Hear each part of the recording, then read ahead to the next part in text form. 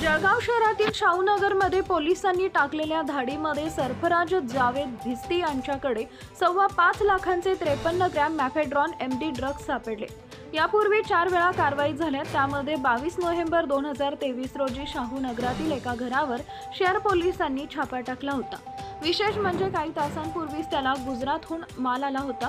माल ड्रेनेजमध्ये दडवल्याने पोलिसांना सापडला नसल्याचं दुसऱ्या कारवाईच्या वेळी स्पष्ट झालं। त्यानंतर 31 डिसेंबर 2023 रोजी शाहू मार्केट जवळ, त्यानंतर 3 मार्च 2024 रोजी शाहूनगर पत्रिम शेतीजवळ एका घरात छापा टाकला होता। मार्च 2024 मध्ये इम्रान उर्फ इमाउसन निस्ती यांच्या ताब्यातून 10 लाखाचे ड्रग्ज सापडला होता। आता शाहूनगर पोलिसांनी छापा टाकून कारवाई केली आहे।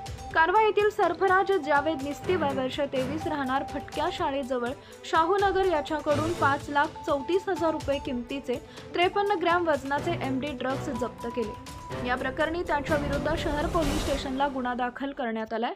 तसेच याची संबंधित यांनी तक्रार दिल्यामुळे हा आरोपी एवढ्या दिवसानंतर सापडला।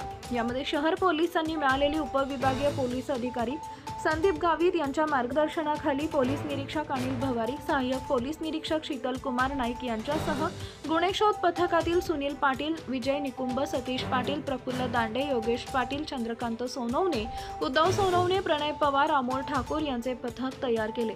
संसदेच्या घरावर झडती घेण्यास पथकासोबत फॉरेन्सिक तंत्राचे पथक घटनास्थळी दाखल झाले। या पथकाने मध्यरात्रीच्या सुमारास शाहूनगरात कारवाई केली।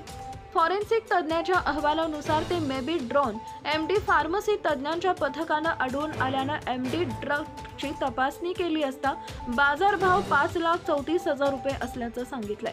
पोलिसांनी त्या ड्रग्जसह संशयित सरफराज जावेद भिस्ती याला ताब्यात घेतला असून त्याच्या विरुद्ध शहर पोलीस ठाण्यात पोलीस हेड कॉन्स्टेबल विजय निकम यांनी दिलेल्या फिर्यादीवरून एनडीपीएस कायद्याअंतर्गत गुन्हा दाखल करण्यात आलाय व पुढील तपास आरोपी वाढण्याची देखील चर्चा मोठ्या प्रमाणात होती। यावर पोलीस अधीक्षक व संबंधित विभागाने अजून काही ठिकाणी सखोल चौकशी करावी व जळगाव शहराला नशामुक्त करावं अशी मागणी सर्वसामान्य जळगावकर करत आहेत। Subscribe now and press the bell icon. Never miss an update.